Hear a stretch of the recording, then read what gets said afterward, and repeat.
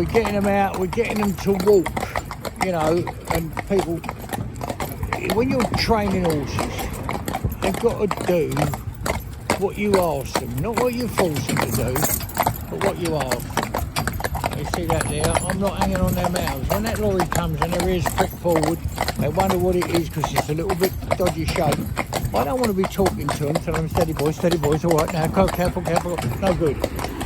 Just let the reins off a little tiny bit and let them go past it on their own, yeah? So, we swapped them over from when you see them coming out the yard, that little clip of them just being in the yard and coming out. So we've swapped them over. The only reason we swapped them over is because you've got to swap them over. They've got to go either side of the pole so that you know they can do it. So our little nervous horse is up the inside. Now, when you've got a nervous horse, you've got to watch lots and lots of things, obviously. So like we have a set of scales to keep a check on their weight. And we limit ourselves or limit them to, and then we feed them accordingly. But yeah, obviously he doesn't want a lot of sugar in his diet because that will just make him more soppy. So it's always good to have a set of scales all there. They're very expensive to buy, but you've got them and no one can't argue with it, can they? Go, well, he's losing a bit of weight because he's just that type, he's uptight, so when he goes out he sweats it off. But if you look at him today, we've been in the river, which they're coping with nicely. See, like that was a little strange noise behind us, nothing drastic, but enough to upset this horse now. Now the ironical thing is, he's been out there before, but up against Cloud, the schoolmaster took him for a trip out. So it's not that he's never seen anything like that, but we've got something biggish coming past now, so nice big truck, so this will be good.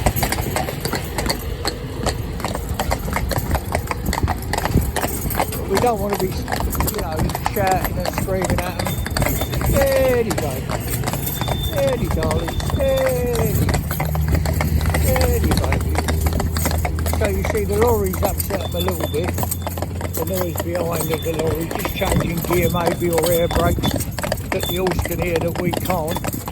He's jumped up a bit and now it's going to take a little bit of time to settle him down. So we've got a motorbike coming up behind. So I'm just holding them and trying to talk to them. Steady, my baby. Steady. Steady, my little babies. Yes, you are. Steady. Getting back in the zone.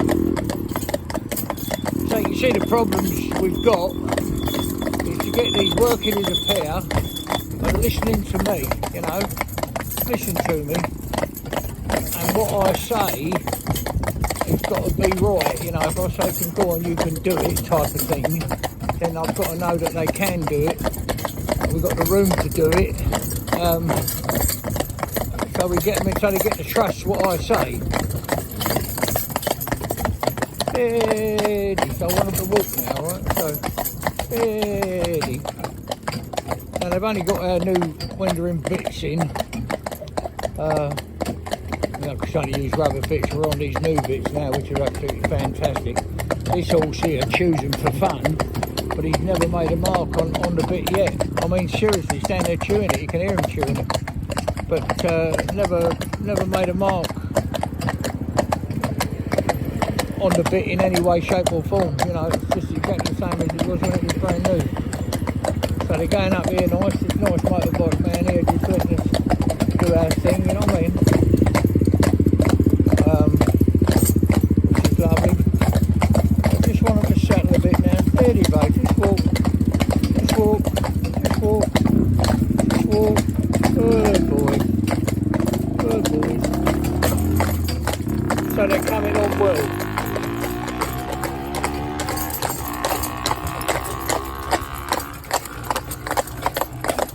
Steady, baby. So the reason we got their tails up, there's two reasons in this case. They've been I don't want to condemn anybody at all in any way, because these were done shoes we just got on them, you know, to get them down here so they come down short. But, you know, we've got a farrier coming to put a new set on. These are a little bit, it could be a little bit better, but that's nothing to do with the man that put them on. He done them quick before they come down here, so that's it. All right, my darling baby.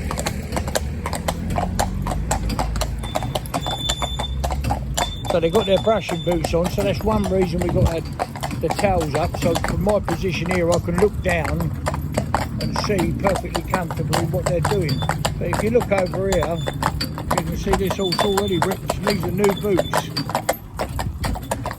You know, new boots. They wouldn't be a fortnight old, and he's already, you know, ripped them.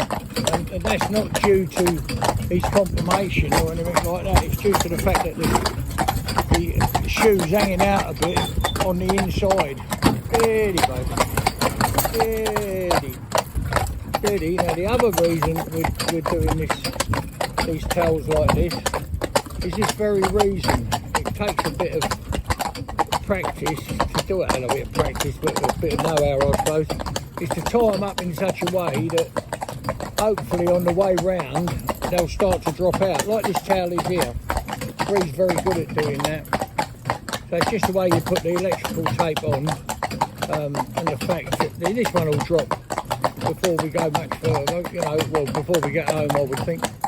And what that's doing is, because they've got the knot in the towel, that's bumping them on the quarters, isn't it? When they swish their towel around, it's bumping them. It's just another feeling, something for them to get used to. It's no different to you know, standing and someone tapping you on the shoulder, the same sort of sensation. But they're doing it themselves.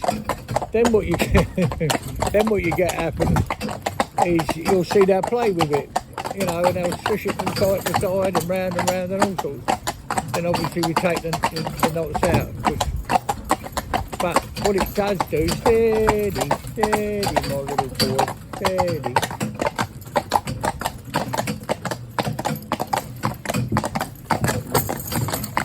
So, yeah, getting back to what I was saying about the weight, you know, this one's lost a little bit. I mean, it's nothing. It's about 7.5, 8 kilo at the moment, which is not a great deal in horse. But it's something you want to keep on, so then we adjust the feed. Like, we don't want to make them fizzy. Not that would worry me driving them particularly, but the communication is gone. You can't talk to them, you know, like, as well as I can now. But when there's a problem, I don't scream, shout, pull on them, keep telling them steady boys and all that, you know, like with cars. Thank you, motor cars, anything like that. Thank you. I always say thank you to the traffic, like that big motorbike there, he's come down there really quiet, fabulous motor cars. I mean, we don't particularly want that, because we're training them for traffic, aren't we? So, we don't particularly want that.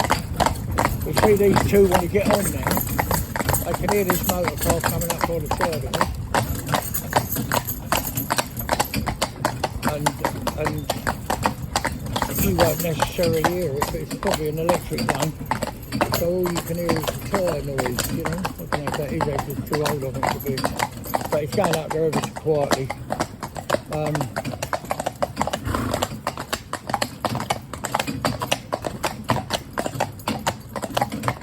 So that's lovely. Just to get them communicating with me. But they were communicating with me fine, as you saw in the yard. But since we've swapped them over, then the whole world's a different place for them now, isn't it? Because I'm here and he's over there, and you know, that's enough to upset them. Or have them on their toes, you know, they've got to get used to it. So we've only been out, we've only done, I suppose, 5 miles, if that. 4.5, I think it is, to here actually.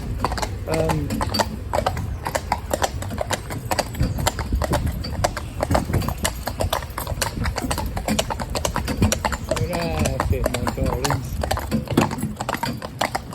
And I want them just to walk along here and be totally relaxed, swinging their tails from side to side. Like this horse is here, look, see? This one's still a bit tight with his tail, can you see? But he's swinging his tail.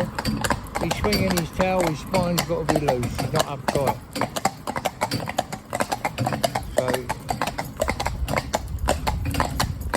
So that's it, on we go, making progress, slowly.